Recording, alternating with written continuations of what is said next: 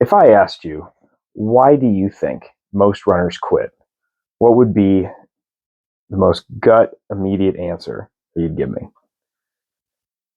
Well, I would say when I actually have any conversations with people on this, it's most people think it's injuries. Surprisingly, that's not what the research shows. That's not what my experience shows. Even more importantly, I've been coaching for 15 years. Anything from youth runners to college runners to people qualifying for Boston or trying to run up Pikes Peak Ascent. And I'm going to tell you in this video why most runners quit, and it isn't because of injury. So, first point, why runners actually quit. So, in my opinion, the most obvious thing that I've seen after many years of coaching is motivation, schedule, and probably, I mean, I would maybe even argue if we split this into a couple things, consistency. I harp on that a lot in my content, but just getting into habitual or just like just rituals, and as well being able to stay consistent through the ups and downs of life. Um, it's even motivation. I'm going to toss that one out here and there. I guess that like comes into play, but it's mostly I think like trying to manage your schedule around your habits and around potentially an even deeper thing, which I guess I'll call point two is what is your why, or somebody not having a why is a big reason why people quit. So I'm going to kind of center the video around that, and that'll kind of be maybe the nucleus and not necessarily point two, because what I was saying a second ago is about motivation being overrated.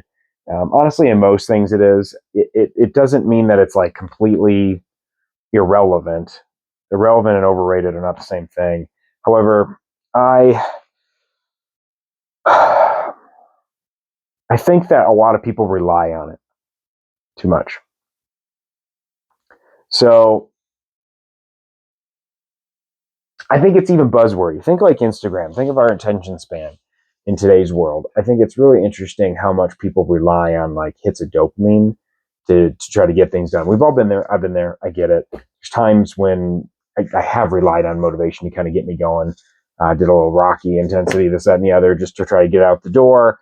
But for the most part, all my goals just kind of naturally happen. I didn't necessarily achieve everything I wanted to do, but the things that I was aiming at, like how to get to those goals, I did everything that I could possibly imagine, like I'd say 90% of the time and above.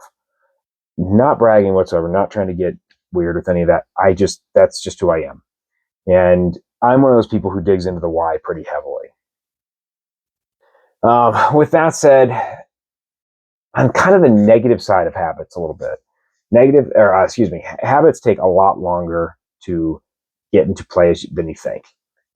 There's a lot of different research out there that shows stuff like 21 days, or I should say, not a lot of research, just a lot of people, videos, even a video like this one, just yelling out numbers. And I'm going to do my best to not do that, but I have seen some research in the last, I think there's a 2023 study when I was looking some stuff up, that was there that showed there's somewhere in the ballpark of like, it's like 300 or 400 days or something like that can usually it's actually that's more correlated to a stuck habit versus these 21 days. 60 days is I think one that comes up a lot, which is just kind of, I get it. Like you can start establishing a habit. Like if I'm going to like try to get rid of coffee, I just need a few days to get rolling and kind of like get the motivation in a way, like kind of get the ball rolling.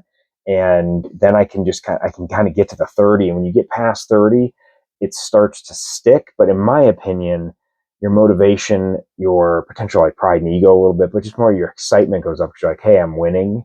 But to make it stick, if you're wanting to, like in this case, like cut something out, or in this case, maybe since we're talking about running, if we're like wanting to stick to, I want to strength train twice a week while I'm training. Well, to make it a habit, you have to kind of force your way into it whilst making it a big part of your schedule.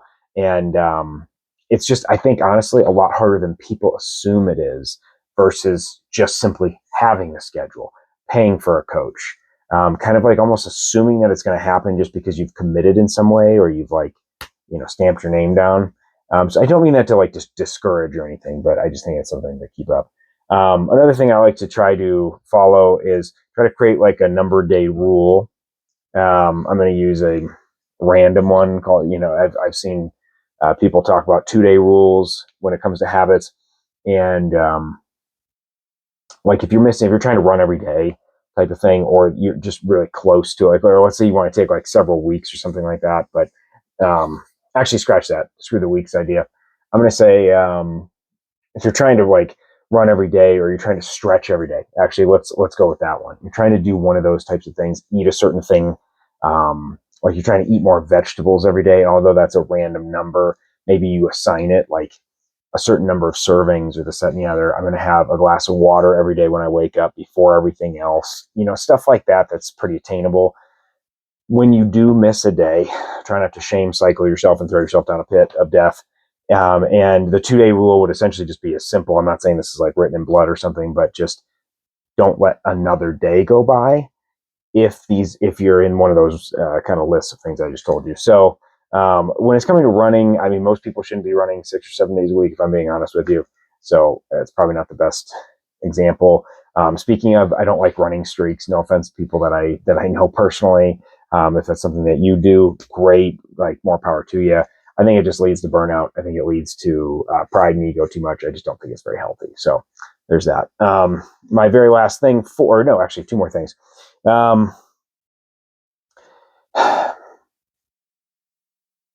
Identity. Excuse me, scratching what I just said there. 0.5 of 6. The minimum viable run is how I'm going to label this. So I think no matter where you find yourself in all the stuff that I've already mentioned, I think something that can massively help in just keeping a habit alive is, quite simply, can you get out the door today? So there was a joke with my friends, or just kind of a saying with my teammates in college. You gotta get the first mile in. Some people would say something like 10 minutes, very close. We'd run 7:30s a lot. Truthfully, this honestly worked more than anything. And sometimes just simply starting, like, go pour water into a glass. And if you I know it sounds really stupid and simple, but it's like, just try to do that as much as you possibly can. When you get out the door, you're already moving. Just let it happen. Do one stretch, see what happens. Kind of let it be. Let it start, and let your ego, all that stuff, just let things go and just see what happens. The likelihood that when you go out there for a mile, unless your total run is supposed to be 2 miles or something, you're probably not going to turn back around. And for some people, it might be get the first minute in. I've actually never told that. This is off the cuff. I'm gonna throw that one in the ring. That's what I say. First minute, get the first minute in. Get the first minute of stretching. Get the first thing in the day where you're like telling yourself affirmations. Try to be positive if you have a lot of negative thoughts going through your day. If life sucks, the last year of my life has honestly sucked ass for so many reasons. If you got this far in this video, you'll probably get a good kick out of that. Please throw a comment down there if you got this far. There were some days I couldn't get out of bed. A lot of it was thyroid stuff, but there was a lot of situational things. And sometimes just simply like kind of making the first, like, okay, this can happen. I'm going to be fine. I'm going to get in a run soon, yada, yada. And then honestly, the majority of the time it worked pretty heavily. Very last thing is identity. So that's where I almost went to first, but I don't want to talk about identity as in trying to like create something out of you being somebody that like does a streak, or out of you always being a certain thing. I fell into this trap for many, many, many years. I have a very success-oriented personality type, taken many tests. Essentially being like revered for things matters to me, like being seen and understood, like, hey, you're doing great, Jeff, this, that, and the other.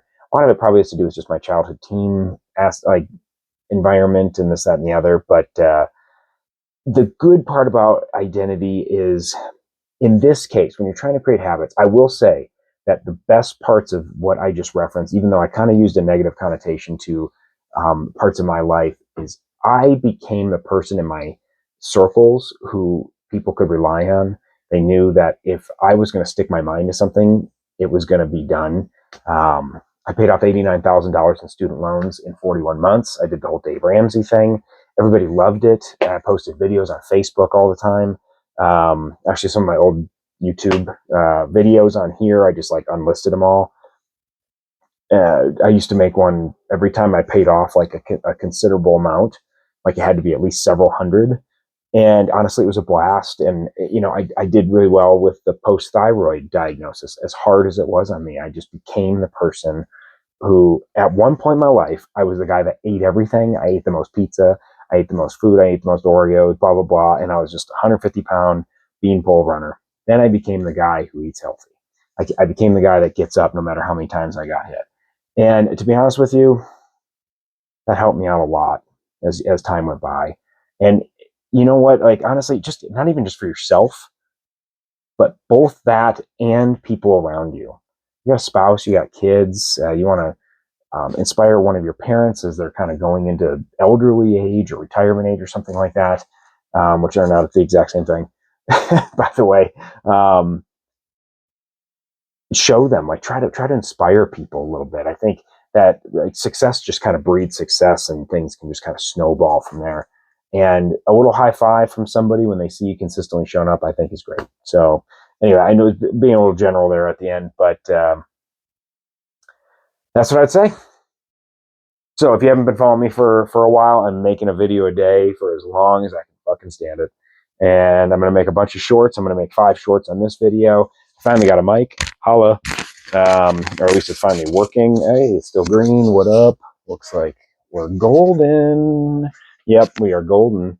So cheers. See you on the other side. Stay tuned. Subscribe, like, get that shit.